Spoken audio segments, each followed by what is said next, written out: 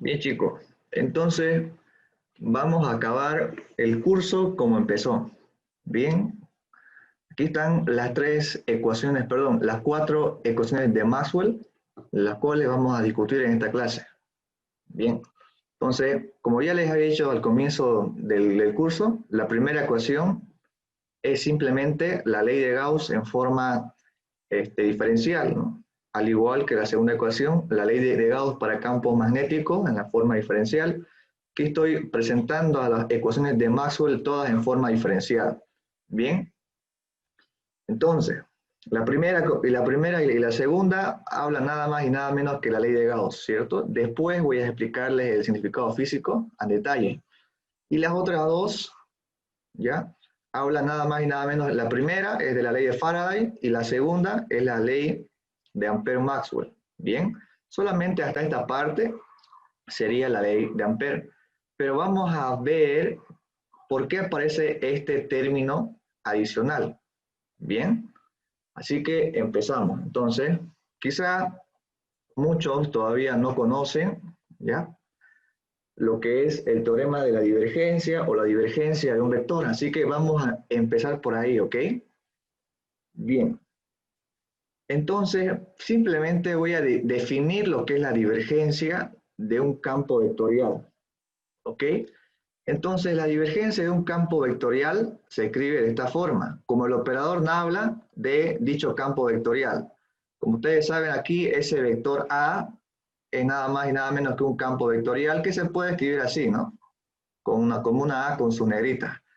Entonces, esto pues tendrá sus respectivas funciones, ¿no? Que son, por decir, si yo aquí trabajo en coordenadas cartesianas, tendré pues una función de x, y y z, ¿no? Que depende de tres variables. Aquí está su coordenada para la componente y. Aquí también, ¿no? Tendré otra función escalar, o sea, de variable escalar, ¿no? Y aquí tendré su respectiva componente, ¿no? Y así podría trabajar igual con la componente en z. Bien, pero esto es la divergencia de un campo vectorial A, o sea, cuando le aplicamos el operador nabla a ese campo vectorial, ¿no? Ustedes saben que este operador es nada más y nada menos que una derivada, ¿cierto? Derivada en las tres componentes o coordenadas cuando hablamos de coordenadas cartesianas, ¿no? Ahí estoy derivando con respecto a x, y y z para cada vector, para cada componente, ¿no? Bien, entonces la definición de esto no es nada más y nada menos que, como le decía, vamos a hablar del límite cuando un volumen tiende a cero, ¿ya? De la integral de superficie cerrada, por supuesto, y todo esto por un diferencial de volumen o un delta de volumen, ¿ok? Entonces, ¿qué es lo que significa esto? A ver, como ustedes saben, una superficie cerrada, ¿no ve? Está encerrando un volumen, ¿cierto? Entonces, si aquí tengo un campo vectorial, ¿ya? Este es el campo vectorial, ¿sí? Son algunos vectores nomás de ese campo vectorial A, ¿bien? Entonces, lo que me dice esto es que estoy calculando, ¿ya? La suma de todos los flujos, ¿ya? La suma de todos los flujos debido a este campo vectorial A sobre esta superficie cerrada que encierra un volumen. Y cuando yo aplico el límite, cuando ese diferencial de volumen tiende a cero, ¿no ven?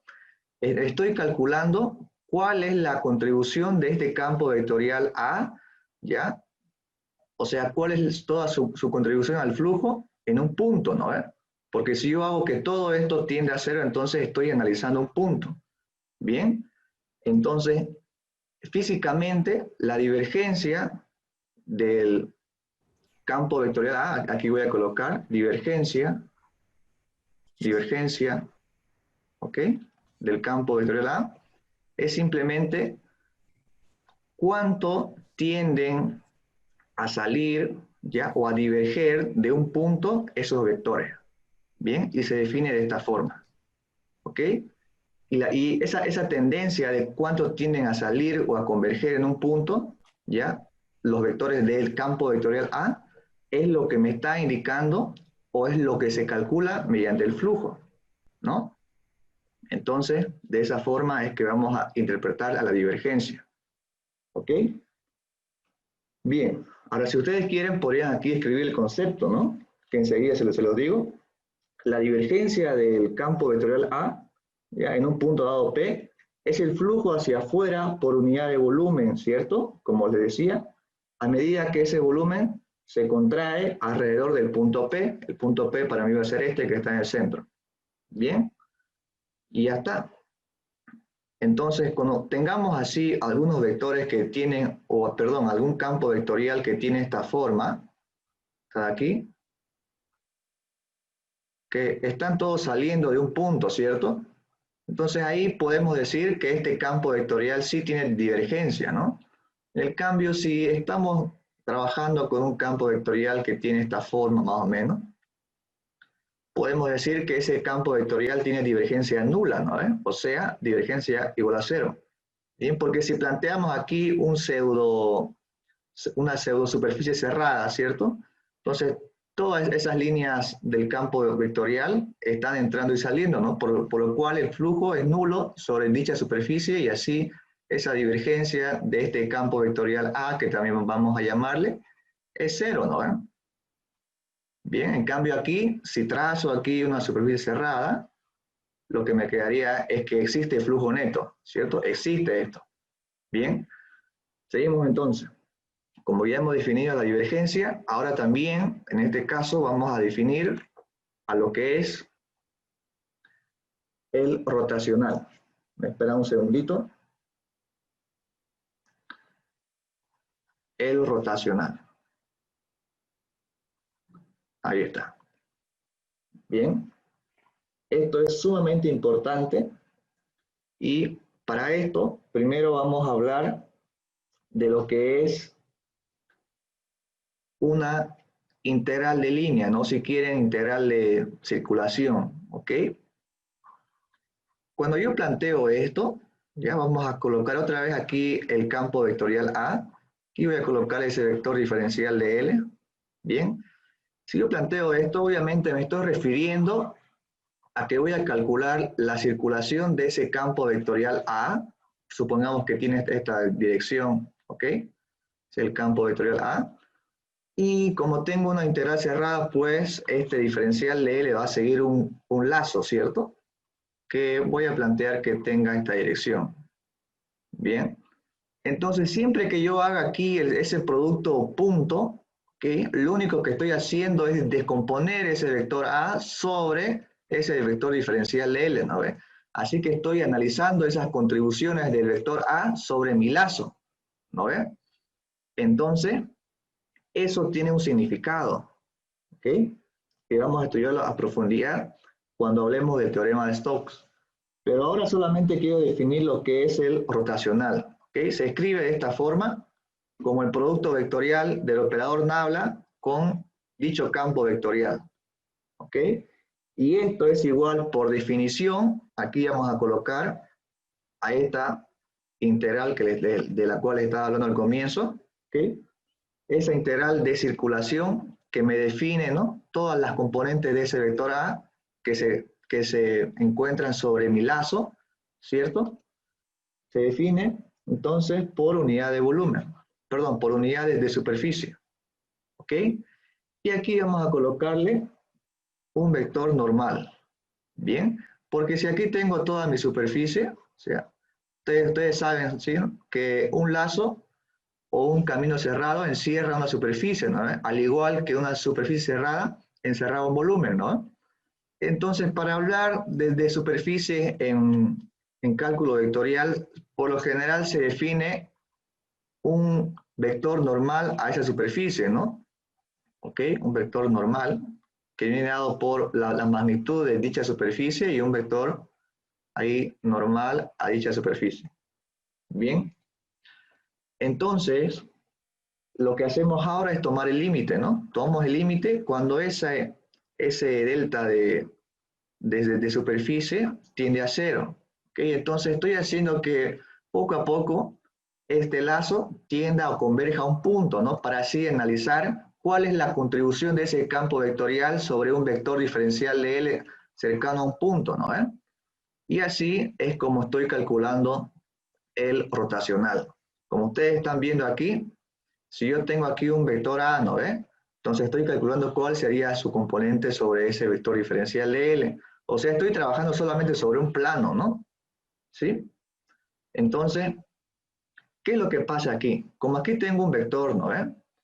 Entonces, el rotacional no es nada más y nada menos un vector axial, ¿ok? Es un vector axial. Y bueno, en magnitud no es nada más y nada menos que la circulación máxima del vector A sobre todo este lazo. ¿Ya? Eso es en magnitud. Bien.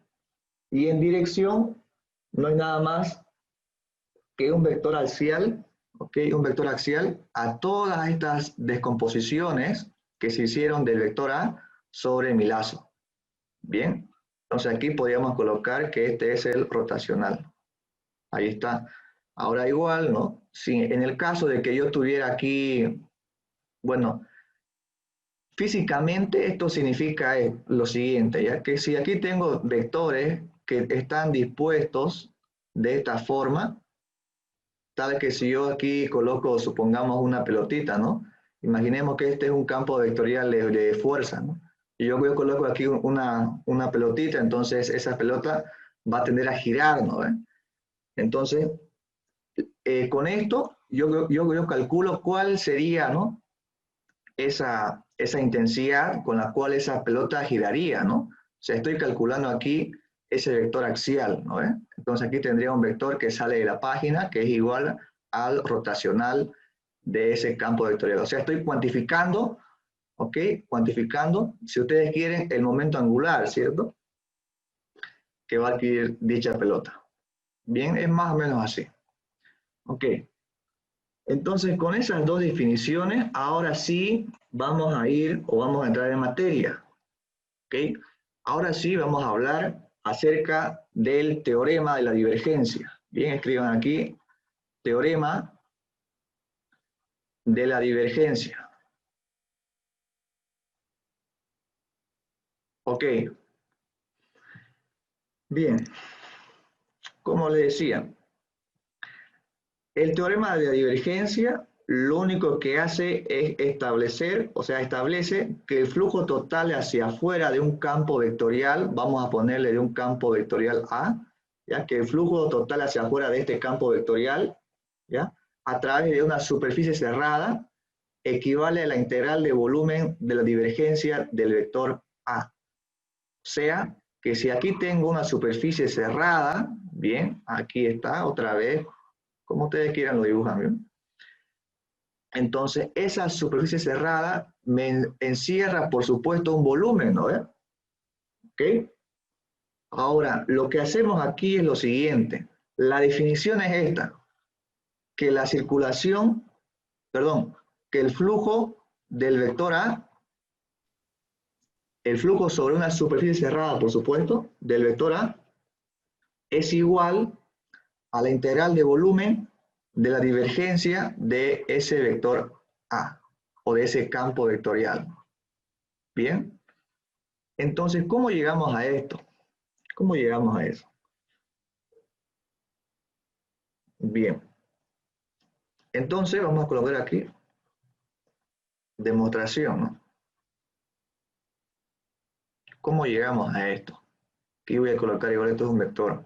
Bien, ojo aquí, este vector diferencial de S es un vector, ¿ya? Que se escribe así como la magnitud de ese diferencial.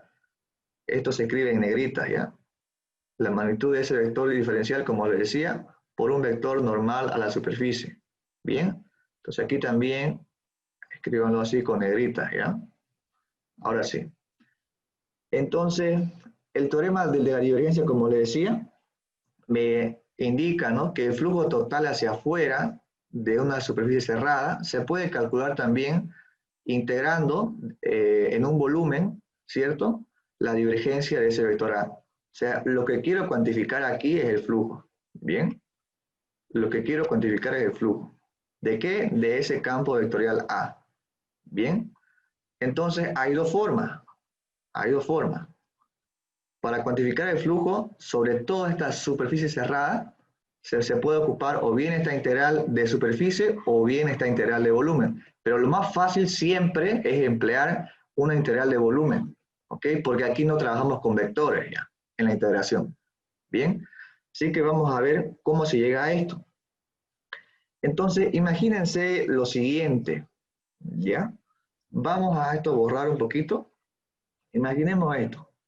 Aquí yo tengo una celda, ¿ya? Una celda, pónganle si ustedes quieren. Una celda. Ahí está. Otras celdas aquí, que son nada más y nada menos que porciones, ¿no? O deltas de volumen, ¿sí? Entonces yo elegí, obviamente que aquí tengo muchos deltas de volumen, ¿cierto? ¿Sí? Para conformar todo este volumen que se formó debido a esta superficie cerrada, ¿no ven? Entonces he tomado dos nomás para que nos ilustremos. Si es que aquí hay un vector, ¿ya? Que está yendo hacia afuera y aquí hay otro que también va hacia afuera, o sea, aquí en la frontera va a haber una anulación de esas componentes, ¿no? Del campo, o si quieren una anulación del flujo, ¿no? Interior en la frontera, ¿cierto? Eso va a ser para todas esas celdas que se encuentran aquí, ¿no? Aquí puede haber otra y así, ¿no? Entonces, lo único que cuenta en sí sería la parte del flujo exterior, ¿no? Porque en el interior se van a anular, o sea, el flujo se anula entre las celdas vecinas. Bien, entonces partiendo de eso, decimos que el flujo total sobre la superficie cerrada sería igual a esa integral de superficie, ¿cierto? Esto es un vector, al igual que este otro, y esto va a ser igual a una suma, ¿cierto? Vamos a sumar el flujo de todas esas celdas o de todas esas contribuciones. Bien, entonces aquí le vamos a colocar, vamos a sumar desde 1 hasta infinito. Bien, y aquí, por supuesto, sumamos esas contribuciones de esos deltas de volumen, ¿no? Que también se pueden escribir como unos delta de superficie, ¿no? Aquí vamos a colocar, como es el mismo campo, le colocamos ahí y aquí le vamos a escribir su respectivo delta S sub K. Bien, porque a un delta B sub K le corresponde su respectivo delta S sub K. Bien, es el término késimo, nada más. Ahora, si ustedes se recuerdan, si ustedes se recuerdan, vean, ¿qué pasa si yo aquí divido entre delta S sub K? Ahí está. Perdón, vamos a dividir mejor entre delta B, ¿ya? Aquí vamos a colocarle el diferencial de S, porque ya, como ya estoy integrando, ¿no? Ahí me estaba equivocando. Entonces aquí vamos a colocarle el delta S sub K, perdón, delta B sub K y arriba delta B sub K, ¿no ven? ¿Por qué hago esto? Pues como aquí tengo algo que conozco, ¿cierto? Que ya lo describí arriba, en la parte de arriba cuando hablaba de divergencia, ¿no ven? Entonces voy a aprovechar esa definición, ¿ok? Ahora vamos a tomar el límite, ¿ya? Estamos sumando infinitas celdas, ¿cierto? Entonces, continuamos aquí, delta S, le ponemos entonces el límite cuando S delta B, delta de volumen, tiende a 0, de la sumatoria de todas esas contribuciones, ¿ok? Como ustedes saben, ¿no? Si aplico el límite, eso se puede distribuir, ¿cierto? Entonces, voy a colocar esto. A ver, hagamos lo siguiente. El límite va a ir primero a este miembro. A ver, simplemente voy a sumar el límite, así que es como si fuera un producto, ¿no? Entonces, voy a hacer lo siguiente. Vamos a tomar aquí el límite cuando delta B tiende a 0, ¿cierto? De la integral sobre una superficie cerrada. Y aquí colocamos lo que teníamos antes, ¿ya? Y aquí le vamos a poner el resto. Bien, entonces esto de aquí es simplemente la divergencia, ¿cierto? La divergencia del vector A, pero no es la divergencia total, es la divergencia sobre una celda sub K, ¿no? Es una pequeña celda. Entonces, vamos a continuar aquí. Delta S igual, bien, igual, tomamos el límite cuando delta B sub K tiende a 0, ¿de qué? De la sumatoria, desde cuando K tiende a 1 hasta infinito, de la divergencia, vamos a sumar divergencias, ¿ok? Y aquí vamos a colocar su respectivo delta B sub K. Bien, si ustedes se recuerdan de cálculo, esta sería la definición, ¿no?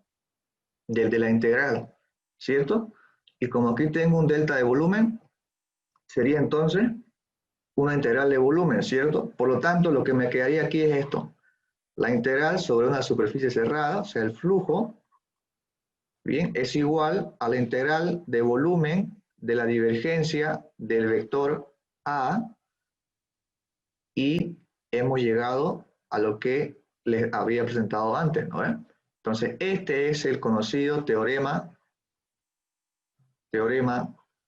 de la divergencia.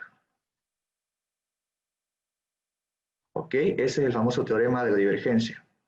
Bien. Seguimos entonces. Esto, escríbanlo por separado, que vamos a aplicarlo más adelante. Bien. Seguimos entonces.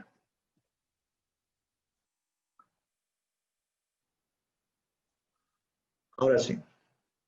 ¿Cómo se interpreta eso que habíamos deducido? ¿Cómo se interpreta esto ahora? ¿Cómo se interpreta que ese flujo sobre una región cerrada es igual a la integral de volumen de la divergencia del vector A? ¿Cómo se interpreta esto? A ver. Lo que me dice, bueno, aquí estoy ocupando una superficie, ¿cierto? Entonces vamos a dibujar aquí la superficie cerrada otra vez, la misma superficie. Ahí está. Bien. Y aquí tengo un vector A, ¿no? Voy a colocar ese vector A de esta forma, como lo he hecho antes. Aquí está ese vector A. Bien. Vamos a colocarlo así. ¿Ok? Entonces, como yo voy a calcular el flujo, no hay nada nuevo, ¿no? ¿Cierto? Aquí voy a considerar primero una parte, luego la parte lateral y luego la parte inferior, ¿cierto? Y voy a ir sumando contribuciones. Esto ya sé cómo se hace, ¿no? Ahora lo nuevo sería lo siguiente, ¿no? Aquí antes voy a colocar el vector A, bien, y aquí la superficie S, ¿cierto? Ahora lo nuevo sería esto, que hacer las operaciones que ya hemos hecho, ¿no? En la ley de Gauss es exactamente lo mismo que calcular la integral de volumen sobre todo ese volumen que se forma cuando planteamos una superficie cerrada, ¿ya? Sobre todo este volumen, cuando aquí calculamos la integral de todo este volumen, ¿de qué? Pero en este caso de una función escalar en un punto, ¿no? ¿Sí? Así que hemos resumido todo esto a un puntito que equivale a esto, a la divergencia de ese vector A.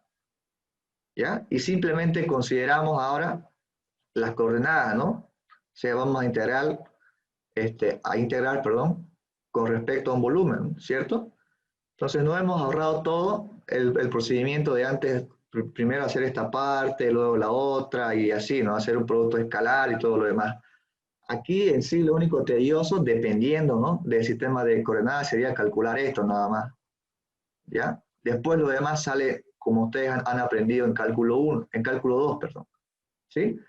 Entonces, cuando yo realizo esta operación, ya estoy englobando todo esto ya, ¿sí? O sea, es un resumen. Aquí ahora me va a dar como resumen una función escalar. Ahora lo único que me tocaría a mí sería integrar esto en un volumen y ya está. O sea, tendría algo así, f, x, y, z, y aquí le voy a colocar su diferencial de volumen, ¿no? Si ustedes quieren, le pongo aquí la integral triple, ¿no? A ver, ahí está. Simplemente harían esto. Y esa es la interpretación. Bien, entonces seguimos volando. Ahora vamos a hablar del teorema de Stokes, ¿ok? Teorema de Stokes, o si quieren Stokes, ¿no? Bien, lo que me establece el teorema de Stokes es algo similar al teorema de la divergencia, ¿no? En vez de plantear aquí una integral sobre una superficie cerrada, voy a plantear una integral sobre una trayectoria cerrada, o sea, sobre un camino cerrado, ¿no ves? O sea, esto es la integral de circulación, si ustedes quieren, ¿no? Luego aquí voy a plantear, en vez de la divergencia, bueno, voy a colocarle el rotacional del vector con el cual estoy trabajando, que es el vector A. Y aquí voy a colocarle ese diferencial de S. Bien. Y si ustedes quieren, le ponemos el producto punto. Y aquí trabajaríamos ya con vector, ¿no? Un vector diferencial de S. Como lo sería aquí el vector de L, ¿no? Este es de L. Bien. Y vamos a integrar, en este caso, sobre una superficie. ¿Ya?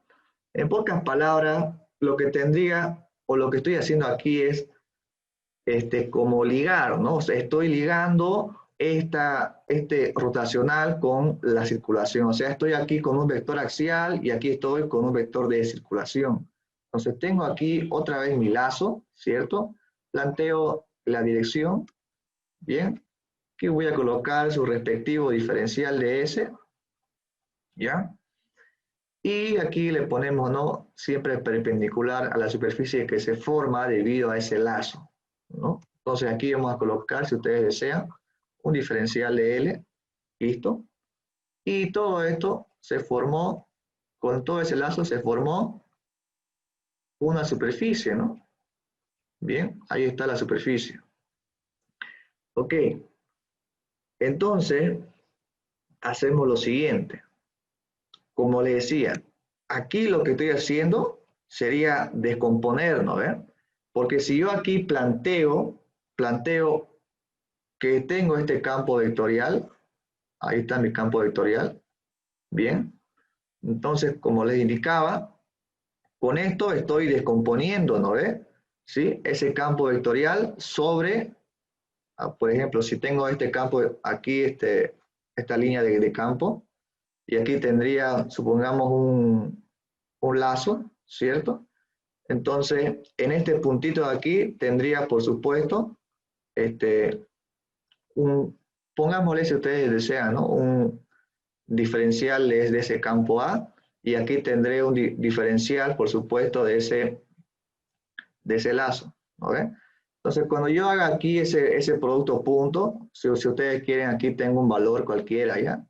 Entonces, lo que les explicaba antes, ¿no? Estoy descomponiendo este vector sobre este lazo, ¿no ven?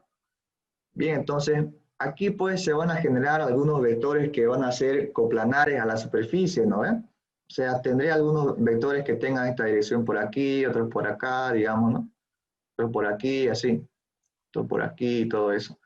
O sea que en toda esa superficie, ya que se generó, tendré las componentes de esos vectores, ¿no ves? Que están sobre este plano, ¿ok? Algunos tendrán esta forma, otros por aquí estarán, otros así, así, ¿no? Por aquí, otros por aquí, así. Bien, entonces lo único que quiero hacer aquí es ver cuál sería la tendencia de esos vectores a formar, ¿ya? O a girar, si ustedes quieren, ¿no? Entonces, si yo tengo algunos vectorcitos, como les decía antes, que tienen más o menos esta forma, ¿ya? Bien, entonces esto ya me está indicando que este campo vectorial de aquí tendría rotacional, ¿no ve? ¿Cierto? Entonces también se podría decir que ese vector es solenoidal, ¿no? Ese es otro parámetro. Bien, entonces lo que hago con esto es simplemente verificar si es que tengo algunos vectorcitos que tienden, ¿no? Que tienden a adoptar esta configuración, ¿cierto? Bien, ahora vamos a deducir esta expresión, ¿ok? Porque miren, aquí está englobado ya de lo que yo les explicaba, ¿no? Entonces, vamos a ver cómo se llega a eso, ¿no? Entonces, coloquemos aquí, si ustedes desean, demostración, ¿ok? Bien. Planteemos lo siguiente, ¿ya? Voy a colocar aquí un lazo muy general, ¿ya? Este es un lazo muy general. Voy a colocar aquí, a ver, todo este es mi lazo, ¿cierto? Voy a adoptar esta trayectoria. Bien, ahí está. Ahora voy a dividir en n celdas, ¿ya? O en k celdas, si quieren. Entonces aquí tendré varias celdas. Bien, varias celdas. Varias celdas. Que por supuesto aquí tendrán esta dirección, ¿no? Obviamente que va a coincidir con la dirección de la trayectoria exterior, ¿no? Si aplico las reglas de la mano derecha, entonces obviamente que aquí debería ir en sentido todos los lazos deberían ir en sentido antihorario, ¿no? ¿Sí? Ahí está. Para obedecer con el sentido que he elegido al comienzo, ¿no? Ahí como está dibujado con amarillo. Ahora, si ustedes se dan cuenta, esos vectores, bueno, esos lazos interiores se van a anular, ¿no? Este aquí se va a anular con este otro, ¿no? Al igual que este aquí se va a anular con este otro. O sea, todos los lazos interiores se van a anular y los únicos que van a sobrevivir son los lazos exteriores, ¿no? Entonces planteamos lo siguiente, a ver. Yo tengo aquí, ya, voy a medir la circulación, pero aquí voy a colocarle, en vez de L, voy a colocarle de un lazo késimo. O sea, aquí tengo yo un vector, perdón, tengo un delta de S sub K, y a ese delta de S sub K le corresponde un lazo sub K, ¿no? O sea, un lazo pequeño. Entonces, la circulación sobre cada celda se puede medir de esta forma, ¿no? Sobre esta de aquí, sobre esta otra y así. Bien, entonces ahora aquí estoy colocando, esto es sobre el lazo L sub K. Bien, ahora si yo aquí hago una sumatoria desde que K vale 1 hasta infinito, entonces es como si yo simplemente estuviera haciendo lo siguiente. Como todo lo que está aquí con amarillo encierra una superficie S total, o sea, todo el lazo exterior encierra una superficie S, bien, y corresponde a un lazo L, ¿no? A un lazo L total. Por lo tanto, esto es lo mismo que escribir aquí la integral de circulación del vector A por el diferencial de L. Bien, es simplemente lo mismo, ¿ya? Como les decía, es lo mismo porque aquí en los lazos interiores se van a anular, ¿no? ¿Cierto? Y solamente me quedaría con los lazos exteriores, con el lazo exterior únicamente. Bien, ahora aquí otra vez hacemos la jugadita maestra. Vamos a llevar esto a la derecha. Vamos a colocar aquí, dividimos entre delta de S, multiplicamos por delta de S y nos encontramos con lo siguiente. Aquí lo que tengo, tomando el límite, me va a dar que esto es igual al rotacional, ¿cierto? ¿De qué? Del vector A, ¿no? Pero ese va a ser un rotacional para una celda sub K. Entonces otra vez aquí colocamos el límite cuando ese delta S tiende a 0, ¿no? Aquí me había quedado simplemente este de aquí, delta S sub K. También me faltó colocar eso. Todo esto se transformó únicamente en esto, tomando el límite y otra vez, entonces me va a quedar de esta forma tal y como lo hemos hecho antes, ¿no? Que aquí tengo simplemente una integral de superficie, ¿cierto? Aquí voy a colocar, esto es igual a la integral, ¿ya? Sobre una superficie, ¿cierto? De el rotacional del campo vectorial A, ¿cierto? Y aquí vamos a ponerle un producto punto, ¿ok? De un vector diferencial de S. Bien, le ponemos un vector diferencial de S, ¿ok? Para darle carácter vectorial. Bien, entonces de esta forma hemos llegado a la deducción del teorema de Stokes. Es algo intuitivo, ¿no? No estoy siendo tan riguroso en esta parte. Ahora, ¿esto qué es lo que significa? Coloquemos aquí interpretación.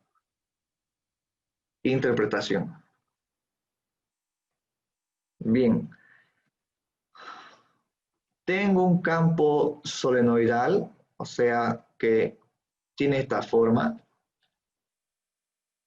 Ahí está. Este va a ser mi campo A. Bien. Entonces, yo aquí, como le decía, ¿no? Voy a tomar el ejemplo de esta parte que acabo de remarcar. Voy a denotar aquí un lazo. Voy a colocar aquí el lazo con verde, que va a coincidir básicamente con esos vectores. ¿Ok? Entonces, en un punto le pondré pues aquí el diferencial de L, ¿no? Ahí está. Ahora, lo que se hace, ¿no? Es simplemente descomponer ese vector A en un punto, ¿cierto? Sobre mi vector diferencial de L, ¿no ven? Y así voy sumando todas las contribuciones sobre ese lazo encerrado, o sea, sobre ese lazo. Y esto es igual a lo siguiente. Si yo tengo todos esos vectores, de aquí todos estos vectores, y le aplico el rotacional, como ustedes saben, ¿no? Aquí se ha formado una superficie, ¿no ven? ¿Sí?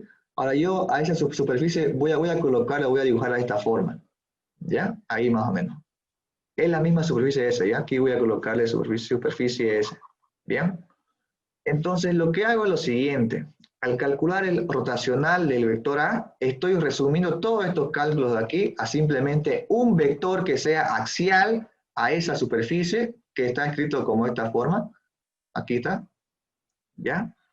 Y simplemente voy a integrar este vectorcito de aquí, haciendo aquí el producto escalar, voy a integrarlo sobre una superficie. Bien, voy a integrarlo sobre una superficie. Y ya acabaría el problema. Así de simple. Bien, entonces son dos formas de hablar de lo mismo. Ok, bien, ya hemos hablado de lo más importante. Ya ahora, en base a estos resultados es que vamos a trabajar. Bien, así que prepárense. Chicos, hasta aquí, ¿todo bien?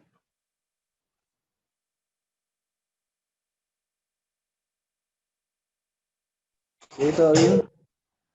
Ok, seguimos entonces. Ahora sí, vamos a hablar acerca de las ecuaciones de Maxwell. Bien, ahora sí entramos en materia. Ya con el fundamento y con alguna explicación de lo que significa, ¿ya? Vamos a entrar en materia, ¿ya? Coloquemos aquí. Ley de Gauss, un ratito, ley de Gauss, ¿ya? Del campo eléctrico. Ley de Gauss del campo eléctrico. Sabemos, ya lo hemos visto, la forma integral está dada por esta expresión, ¿no? La integral sobre una superficie cerrada, ¿cierto?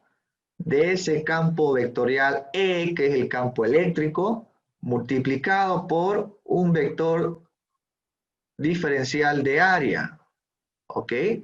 Y esto es igual a la carga neta encerrada por esta superficie cerrada de aquí, que vamos a plantear, ya sobre la permitividad del medio en el vacío. Bien. Y en la forma diferencial, colocamos aquí forma diferencial, vamos a llegar a esto, a la divergencia del campo eléctrico. Esto es igual a la densidad volumétrica de carga y todo esto por la permitividad del medio en el vacío. ¿Cómo llegamos a esto? A ver. Bien, entonces, planteando o partiendo de la forma integral, aquí voy a colocar partiendo de la forma integral, tenemos esto. Voy a reescribirlo. ¿ya? La integral de superficie, aquí estamos. Voy a desglosar esto simplemente como un vector normal a la superficie por su magnitud, ¿no ven? ¿Sí? Es lo mismo. Entonces, ahora este vector, o sea, ahora este diferencial de A, perdón, ya no es un vector. Ahora colocamos aquí carga encerrada o carga neta sobre la permitividad. Entonces, hagamos una jugadita. ¿Se acuerdan del teorema de la divergencia? ¿Sí? Es como si yo esto lo colocara así, ¿no? Es lo mismo. Bien. Entonces aquí tengo un, o si quieren, todo esto es una integral de superficie, ¿no? ¿Sí? Así que esto se puede resumir únicamente a lo siguiente. Recordando el teorema de la divergencia que me decía lo siguiente, que si tengo aquí un vector A, aquí otro vectorcito, vamos a colocar el vector normal también, ¿ya? Y afuera le colocamos ya el ds si quieren. Ds es lo mismo que dA, ¿ok? Y aquí le vamos a colocar que esto era igual a la integral de volumen de la divergencia del vector A, ¿cierto? Y simplemente esto. Ahora, si yo hago una analogía, bueno, aquí voy a colocar la integral, ¿sí? Cerrada. Vamos a colocar el campo eléctrico por ese vectorcito normal. Vamos a colocarle, en vez de ds voy a colocarle dA, ¿no? Significa lo mismo, ¿ok? Y aquí voy a colocar la integral de volumen de la divergencia, en este caso sería del campo eléctrico. Ahí está, y aquí le pongo su respectivo diferencial de volumen. Bien, ahora voy a trabajar con esto. Aquí voy a colocar esa integral de volumen. Si ustedes quieren que le colocan aquí una integral triple, no pasa nada. Yo aquí no le pongo la triple porque ya estoy señalando que es sobre un volumen, ¿cierto? Entonces aquí le pongo la divergencia de ese vector E y aquí la integral de volumen.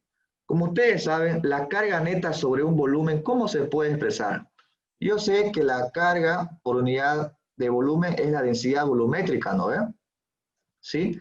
Entonces, si aquí escribo cargas igual a la densidad volumétrica por el volumen, y si ahora trabajo con diferenciales, integrando, me quedaría lo mismo. O sea, que la carga neta sería igual a la integral de volumen de esa densidad volumétrica de carga por el diferencial de volumen, ¿cierto? Entonces yo aquí voy a colocar lo mismo, la integral sobre un volumen de la densidad volumétrica de carga y su respectivo diferencial de volumen. ¿Bien?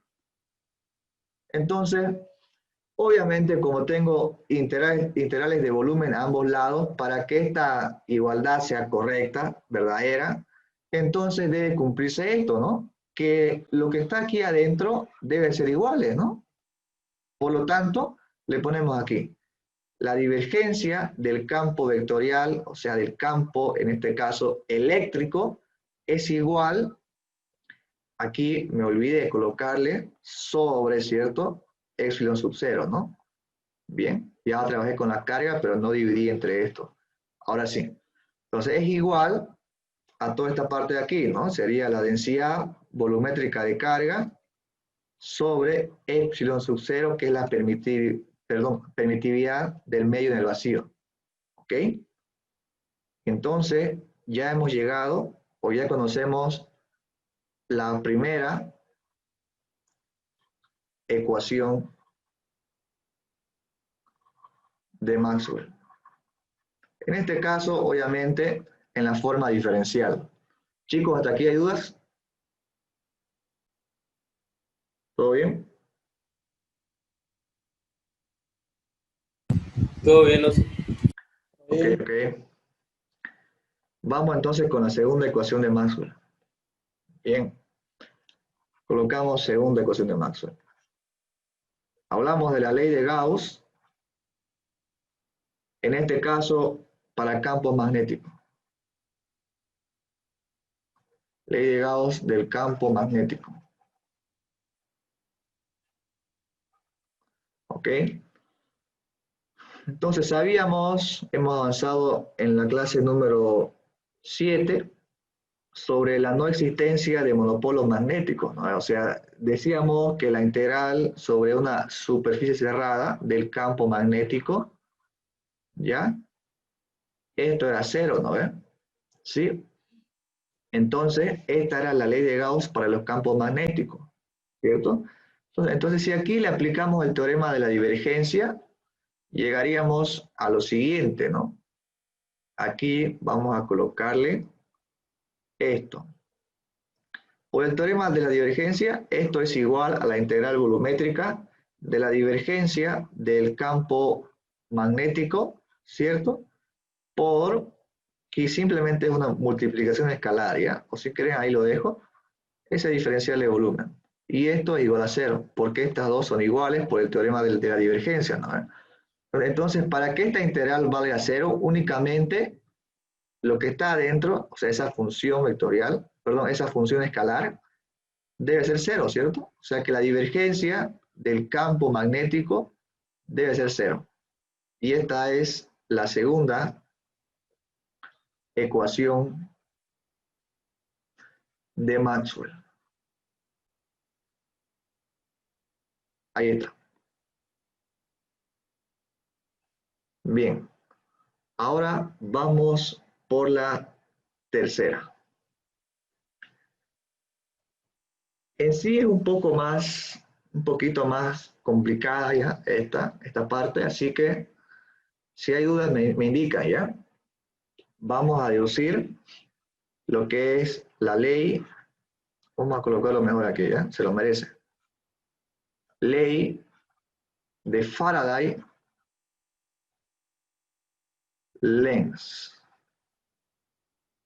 Bien, entonces planteemos lo siguiente. A ver,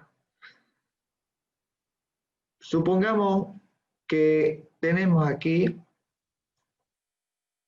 vamos a ponerle un cable, ¿ya? Tenemos un cable con una resistencia, ¿cierto? Todo esto para mí va a ser un cable.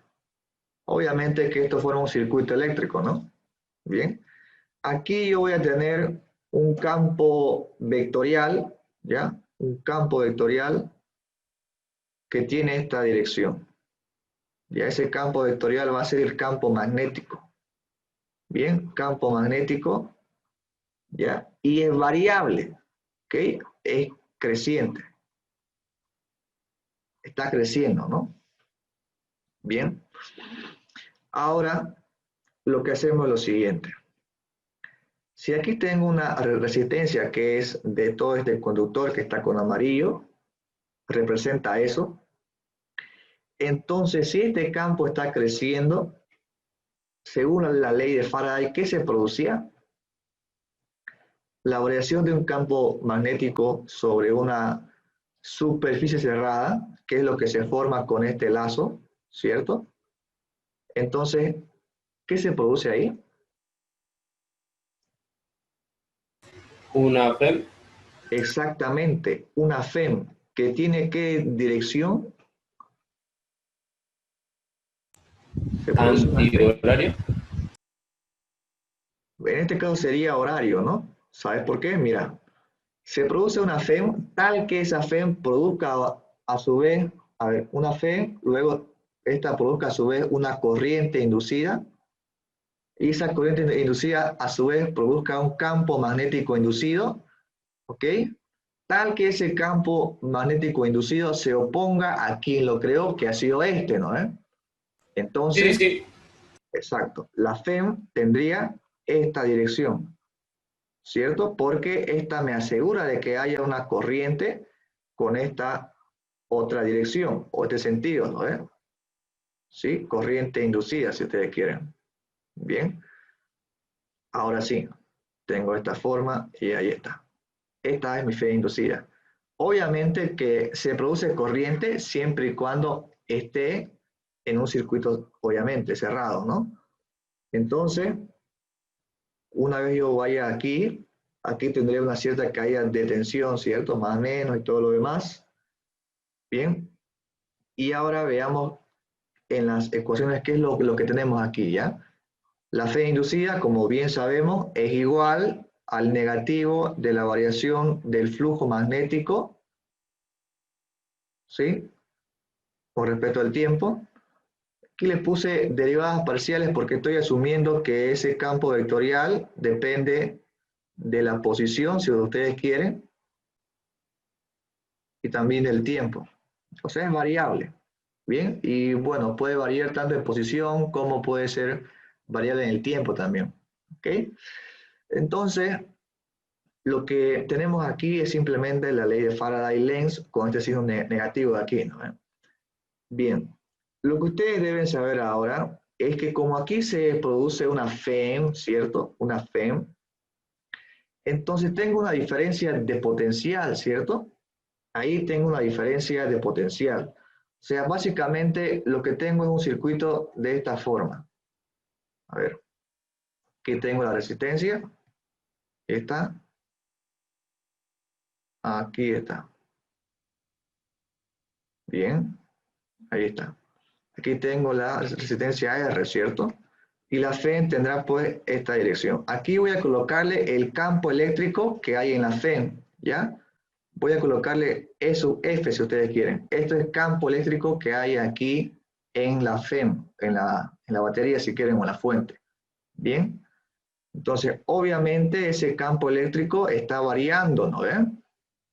¿Cierto? Pero bueno, simplemente le estoy tomando una foto y eso va hacia arriba. ¿Bien? Ahora, como aquí hay acumulación de carga, más, menos y todo eso, también va a existir un campo electrostático. Bien, pero para estos asuntos no me interesa. Bien, lo único que yo voy a hacer es lo siguiente. Voy a calcular esa FEM, ¿ya? Y como ustedes saben, como yo antes tenía esto, si, bueno, ustedes recuerdan, ¿no? Si aquí tomo un punto P y aquí un punto N si quieren, para calcular la diferencia de potencial entre esos puntos se colocaba el negativo, ¿no? De N hasta P, de ese campo eléctrico que hay entre esos puntos por un vector diferencial de L, ¿no? En este caso no vamos a ocupar el negativo por dos razones. Porque vamos a tomar todo este lazo, ¿sí? Va a ser sobre una trayectoria. Por lo tanto, la FEM inducida es igual a la integral de circulación del campo eléctrico con todo ese lazo. Bien, entonces lo único que estoy haciendo es escribir una expresión para esa FEM en función de una integral que ya conocemos, ¿no ven?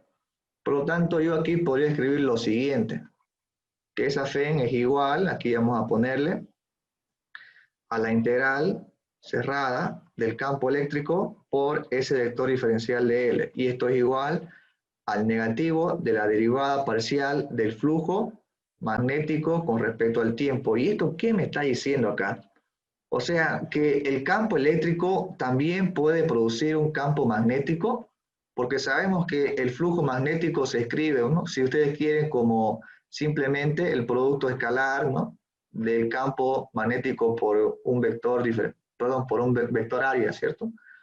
Entonces, lo que me dice esto es que el campo eléctrico está produciendo campo magnético y como antes ya habíamos estudiado, ¿no? Una variación de campo magnético también me producía una FEM y todo eso, ¿no? Y también aquí, por supuesto, un campo eléctrico, ¿no? Como lo estamos viendo ahora. Entonces aquí existe una simetría, ¿no? ¿Cierto? Una variación de campo magnético me produce un campo eléctrico, una variación de campo eléctrico me produce un campo magnético, ¿no? Entonces, vamos a seguir con esto, ¿ya? Quiero que solamente que sepan esta parte de aquí. Bien, ahora sí. Siguiendo entonces, vamos a aplicar aquí el teorema, en este caso, de Stokes. ¿Ok? Colocamos aquí aplicando el teorema de Stokes. Tengo lo siguiente, ¿no? A ver, esa integral de circulación se va a transformar en una integral, ya, sobre una superficie de rotacional, ¿ok? Del campo eléctrico.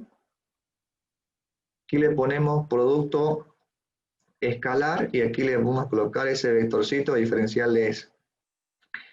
Y esto es igual simplemente aquí vamos a hacer algunas modificaciones, ¿ya? Voy a colocar aquí el negativo de la derivada con respecto al tiempo. A este flujo magnético voy a expresarlo ya en forma integral, ¿ya? La integral sobre una superficie, ¿cierto? ¿De qué? De ese campo magnético por ese vectorcito diferencial de S. Es exactamente lo mismo que esto, ¿ya?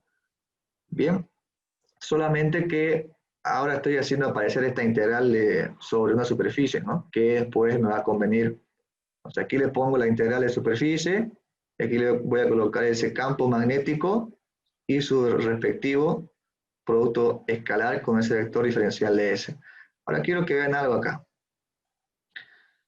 El campo magnético es variable, o sea que esta derivada puede operar sobre este campo magnético, ¿no? Entonces voy a reescribir, simplemente estoy reescribiendo, y aquí voy a colocarle, un segundito, vector diferencial de S, esto es igual a la integral de superficie, aquí le escribo la derivada parcial con respecto al tiempo del campo magnético, y aquí producto punto con ese vector diferencial de S.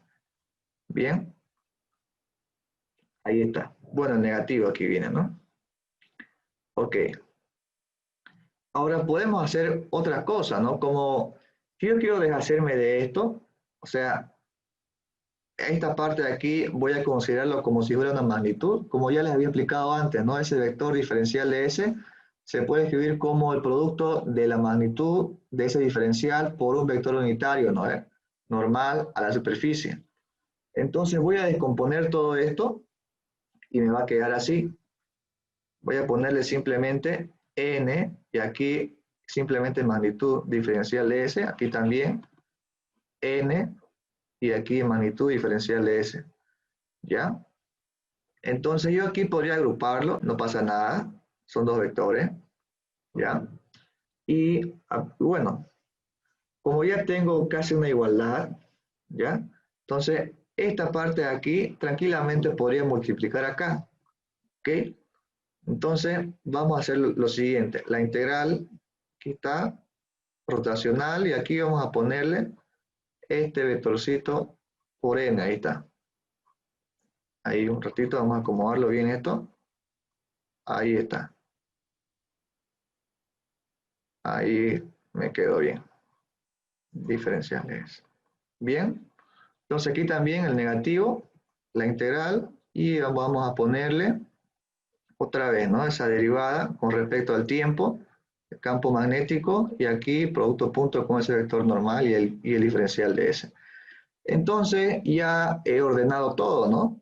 Si se dan cuenta, aquí tengo la integral, y aquí tengo su respectivo diferencial, y la función de adentro, para que esto se cumpla, debe ser igual a lo siguiente, o sea, que el rotor del campo vectorial, que es también el campo eléctrico, multiplicado por ese vectorcito normal a la superficie, es igual al negativo de la derivada parcial del campo magnético, y vamos a poner el producto punto con ese vector, ¿no? N. Y todo esto estamos derivando con respecto al tiempo. Entonces, obviamente que para que esto se cumpla otra vez, esta parte de aquí que estoy remarcando debe ser igual a esta derivada parcial, ¿no? Entonces aquí escribimos que el rotacional del campo eléctrico es igual al negativo de la variación del campo magnético con respecto al tiempo. Y hemos llegado a la tercera ecuación de Maxwell. Tercera ecuación de Maxwell. Hasta aquí simplemente hemos aplicado cálculo vectorial, ¿ok? En sí no hay una contribución sustancial de las, o sea, de Maxwell, ¿no? En la última ecuación recién vamos a ver la contribución de Maxwell a las ecuaciones del electromagnetismo. Bien, así que aquí estamos todavía en la tercera. Chicos, ¿se entendió?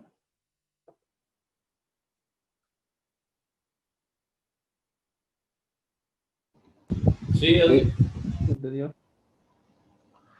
Muy bien. Qué bien que hayan entendido porque esto no es tan fácil. Me alegra. A ver, seguimos entonces. Ya. Vamos ahora entonces con la ley de Ampere, ¿ok? Ley de Ampere. Vamos a colocar aquí. Ley de Ampere.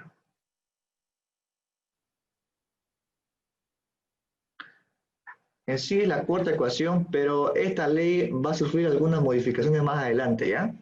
Entonces sabemos que la forma integral, y ya se las había presentado, forma integral, es así, ¿no? La integral sobre un lazo, ¿ya?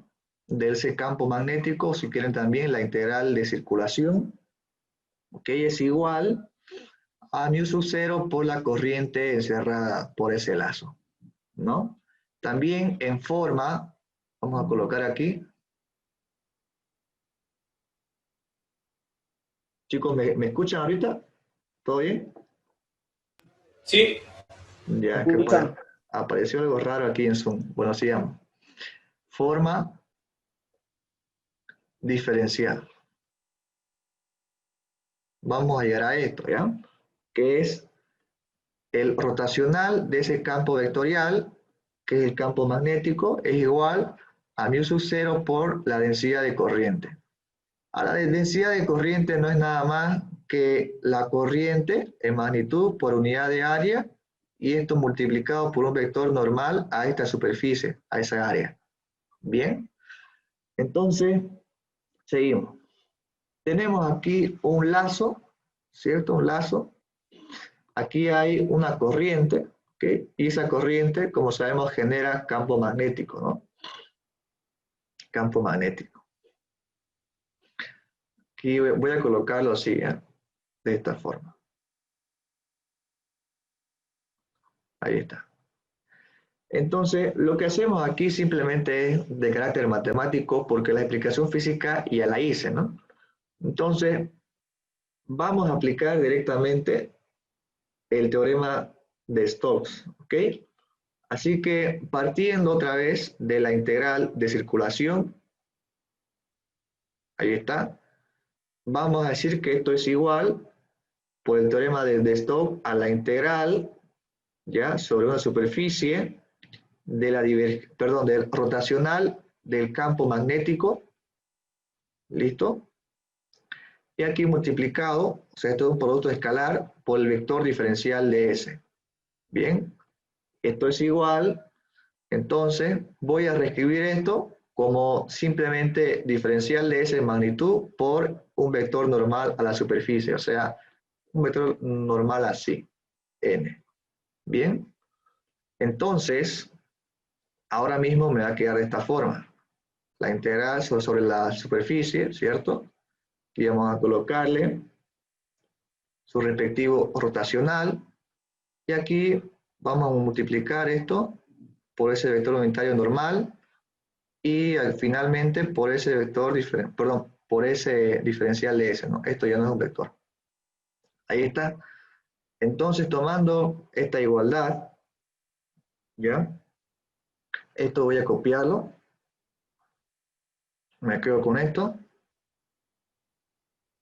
Aquí está. Y aquí voy a dejarlo así. Bien. Entonces, como ustedes saben, esto es igual a mu sub 0 por la corriente encerrada, ¿no? O sea, esta corriente de aquí. Bien. Pero esa corriente se puede expresar de otra forma, ¿no? La corriente en sí se puede expresar como lo siguiente, ¿ya? Como ustedes saben, a ver, esa densidad de corriente J por un diferencial de S, ¿ya? Es igual a la corriente, ¿ya? Pero para eso yo aquí debo integrar sobre una superficie, ¿no? Simplemente estoy haciendo, en vez de colocar área, coloco un diferencial de área. ¿Bien? Entonces, simplemente aquí en vez de colocar corriente, voy a colocar su equivalente en la integral, ¿no? O sea, tendría esto, la integral sobre una superficie de la densidad de corriente por ese vector diferencial de S, ¿bien? Y nada más, ¿no? Ahora simplemente aquí le voy a añadir esa constante mu sub 0, ¿bien? Entonces ustedes saben que esto se puede expresar como n, y aquí al final voy a multiplicar todo esto por ese vector, perdón, por ese diferencial de S, ¿no? Esto ya no es un vector ya, es magnitud simplemente como les expliqué aquí, ¿no? Entonces, por igualdad, tendré que el rotacional del campo magnético es igual a μ0 por la densidad de corriente, producto punto con ese vector normal. Entonces, obviamente, si ustedes quieren, esto se puede simplificar, ¿no? Que es lo mismo. Entonces, aquí tendré el rotacional de ese campo magnético es igual a μ0 por la densidad de corriente J. Y aquí tenemos la ley de Ampère expresada en forma diferencial. Pero, así como ustedes lo ven, está incompleta. ¿Ya? Porque esta ecuación no funciona para alta frecuencia. ¿Ya? Eso que ustedes ya van a verlo más adelante. De hecho, existe un experimento que me indica que esto de aquí definitivamente es incoherente o está incompleto. ¿Ok? Entonces Maxwell se dio cuenta de eso, y es que por eso ahora mismo vamos a estudiar lo que es la ley de Ampère-Maxwell, o sea, Ampère-Maxwell. James Clerk Maxwell le hizo una modificación a esta ley que acabamos de escribir aquí, ¿no? Entonces, ¿qué pasó acá? Coloquemos, si ustedes quieren, 4.1. ¿Qué pasó aquí? Como sabemos que una variación de campo eléctrico produce una variación de campo magnético, y a su vez una variación de campo magnético produce una variación de campo eléctrico, ¿no? Como lo indican la ecuación 3, ¿no? Entonces, este fenómeno, ¿ya? O la ley de Ampère-Maxwell explica las ondas de radio, los rayos gamma, la luz visible y todo lo demás. Entonces, como ya habíamos estudiado, vamos a colocar aquí la ley de Ampère en forma diferencial. Simplemente voy a reescribirlo. Entonces, igual a μ0, bien, por la corriente neta encerrada. Bien. Entonces, esto es incompleto, como les decía, ¿no? Incompleto. Aquí, si ustedes desean, le escribo la forma diferencial. Es lo mismo. Ahí está. Esto es incompleto. ¿Por qué? Hay un experimento que refuta esta ecuación, o sea, que dice que está incompleta. Es el siguiente. Coloquemos aquí el proceso de carga de un capacitor. Proceso de carga de un capacitor. Bien. Yo les pregunto, a ver, si aquí tengo una placa, vamos a colocarlo así, una placa, son placas paralelas, bien, placas paralelas. Entonces, voy a colocar aquí un conductor, ¿ok? Aquí tengo el conductor. Ahí está. Entonces, este es un condensador, ¿ok? A medida que yo aquí le agregue una diferencia de potencial, ¿no? Dependiendo de la polaridad, esto se va a cargar positivamente, ¿cierto?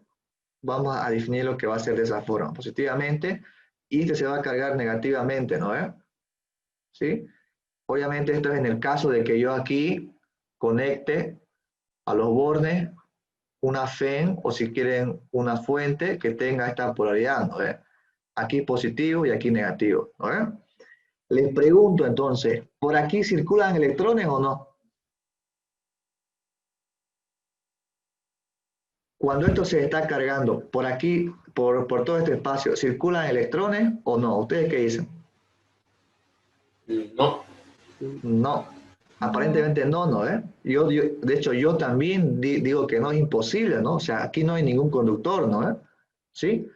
De hecho, cuando esto se está por cargar, los electrones que antes habían aquí al comienzo van hacia arriba, ¿no? O sea, se escapan de esto y se vienen hacia la fuente por atracción pura, ¿no? ¿Cierto? Y aquí lo propio. las cargas negativas se van a repeler, o sea, aquí va a haber más abundancia de carga negativa que positiva. Si quieren, las cargas positivas que aquí habían se van a traer por esta placa negativa, ¿no? ¿Cierto? Entonces, cualquiera diría que no va a existir ningún movimiento de carga desde este punto hasta el otro, o viceversa, ¿no?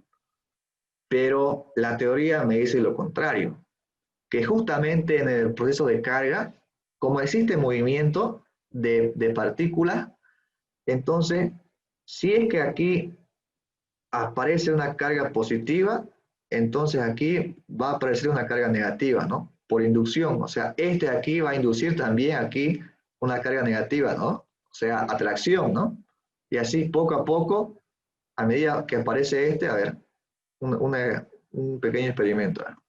A medida que aquí aparece una carga positiva, aquí aparece una negativa. Si aquí aparece una positiva, aquí aparece también una negativa.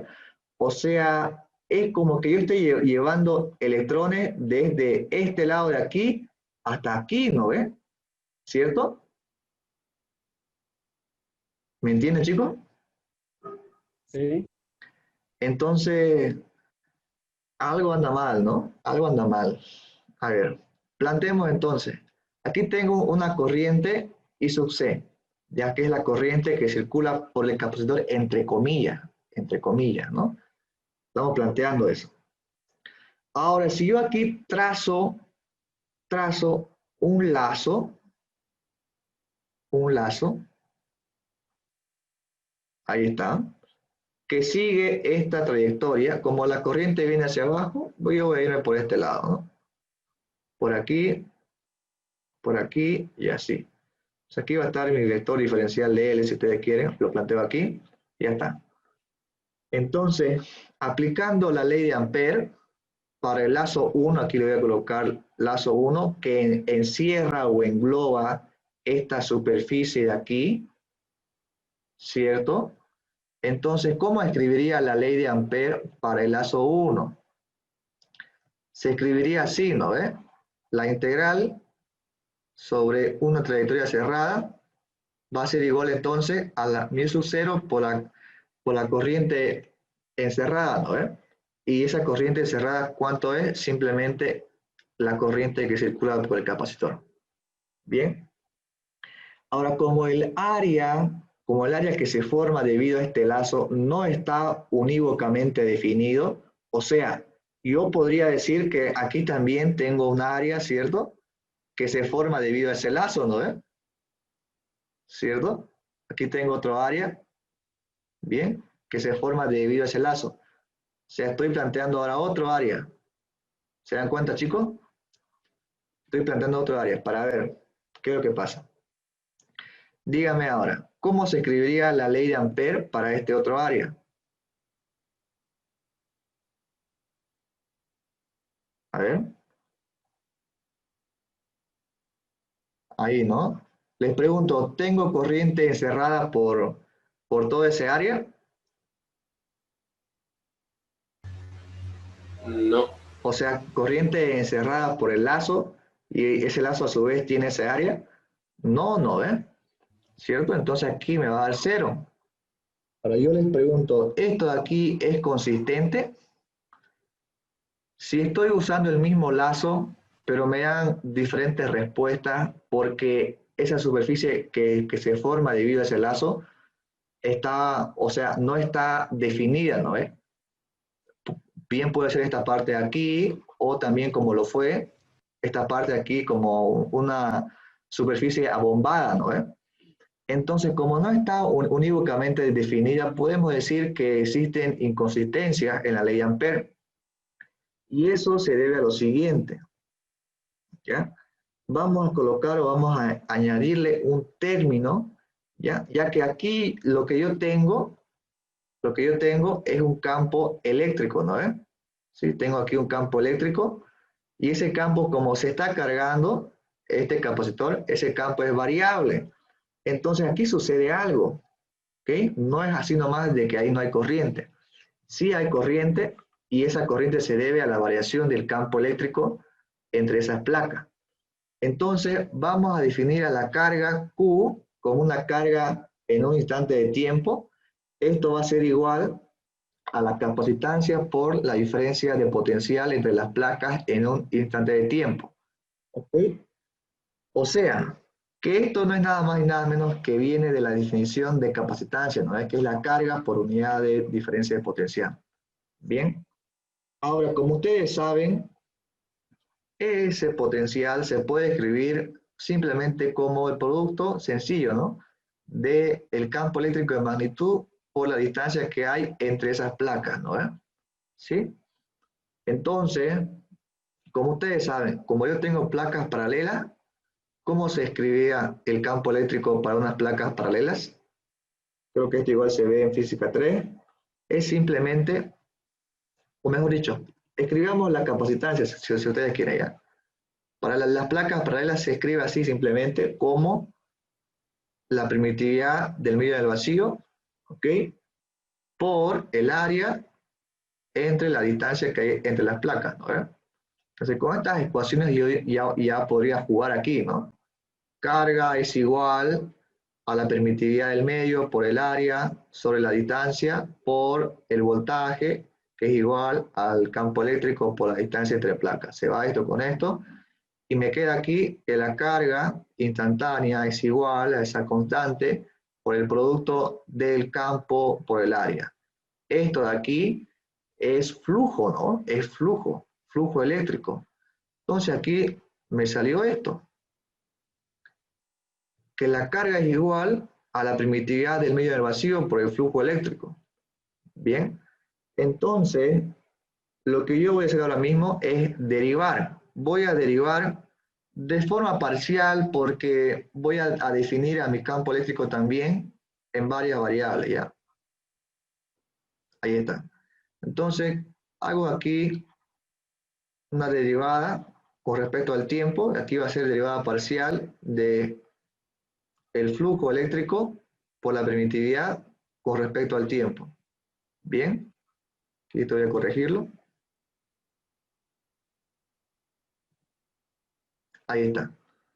Entonces ya llegué a esto, que me dice que como aquí está variando el campo eléctrico, vean, la variación del campo eléctrico me produce una variación de la carga. O sea, esto saben qué es, chicos, ¿no? ¿Sí? Derivada de la carga con respecto al tiempo, no es nada más que la corriente eléctrica, ¿no ven? Pero no es cualquier corriente. Esa corriente es la que supuestamente está circulando por aquí, ¿ya? Y a esa corriente Maxwell le llamó corriente de desplazamiento. O sea, esa corriente de desplazamiento se escribe como la permitividad del medio entre estas placas, ¿ya? Estoy asumiendo que es vacío, por la derivada parcial del flujo eléctrico con respecto al tiempo. Bien, entonces, en forma integral, voy a aumentarle un término, vamos a corregir esa ley de Ampere, y voy a colocarle aquí mu sub 0 como era antes, ¿no? Por la corriente, en este caso era la corriente del capacitor, ¿no? Y aquí le aumento pero más mu sub 0 por la corriente de desplazamiento entre las placas de ese capacitor, ¿no? Vamos a ponerle epsilon sub 0, derivada parcial del flujo eléctrico con respecto al tiempo, y ya está. Ahora sí hemos salvado la inconsistencia que les había planteado antes, ¿no? Bien, entonces a esta expresión también se conoce como ley de Ampere-Maxwell. ¿Ok? Ley de Ampere-Maxwell.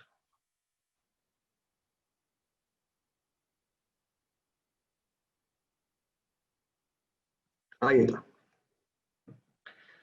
Bien, entonces aquí simplemente podríamos haberlo colocado así, ¿no? Ahí factorizamos mu sub 0, le ponemos corriente de conducción, si quieren, ¿no? Que es lo correcto, más la corriente de desplazamiento. Ahí está. O también esa I sub C que sea para ustedes corriente que circula en el capacitor, ¿no? Que es lo mismo que una corriente de conducción. Bien. Ahora vamos a hacer unas cuantas modificaciones. Como les había dicho, la densidad de corriente se escribe como corriente entre un área, ¿cierto? Y aquí multiplicado por un vector normal a una superficie, ¿no? Sea algo así. Superficie, aquí la normal a ese área, y por aquí que circula una corriente I. Corriente I. Listo. Entonces, vamos a hacerle algunas modificaciones a esta ley. A ver. Así como está, es la forma integral. Vamos a llevarla a la forma diferencial. ¿Ya? Para ello vamos a partir de esto. Colocamos aquí entonces la corriente de desplazamiento, ¿ya? Va a ser igual a simplemente la permitividad del medio del vacío por la derivada parcial del flujo eléctrico con respecto al tiempo. ¿Vale? Entonces, si dividimos entre el área, aquí yo puedo descomponer esto como el vector campo eléctrico y aquí el producto punto, ¿no? ¿De qué? Por el área, ¿no? O si quieren lo dejaría así simplemente. Ahí está. Bien, entonces voy a multiplicar aquí por unos vectores normales, si ustedes quieren. Vector normal, aquí por un vector normal, ¿ya? Entonces, esto se va a ir, se simplifica, y me quedaría aquí, esta parte es igual a la densidad de corriente de desplazamiento, ¿no ve? Y me sale que es igual a epsilon sub 0 por la derivada parcial del campo eléctrico con respecto al tiempo. Bien, entonces, como es simplemente sumarle, y recuerden lo que he hecho antes, ¿no? Habíamos llegado a esto. Ahora aquí simplemente vamos a sumarle el último término, ¿ya? Vamos a ponerle aquí el rotor del campo magnético es igual a mu sub 0, ¿ya? Por la corriente encerrada, si ustedes quieren, más, vamos a ponerle mejor densidad, ¿eh? Por la densidad de corriente de conducción más mu sub 0, ¿ya? Por la densidad de corriente de desplazamiento. Bien. O si ustedes quieren, le ponemos así, de esta forma. Rotacional del campo magnético es igual a mu sub 0 por la suma de las densidades de corriente de conducción y de desplazamiento. Bien. O como está en la mayoría de los libros, ¿no? Como el rotacional del campo magnético es igual a mu sub 0, ¿ya? Por la densidad de corriente más mu sub 0 por la permitividad del medio del vacío por la derivada parcial del campo eléctrico con respecto al tiempo. Y hasta aquí hemos llegado al final de la materia. Entonces ya les he presentado a las 4 ecuaciones de Maxwell, ¿ya? Y con esto acaba la materia, chicos.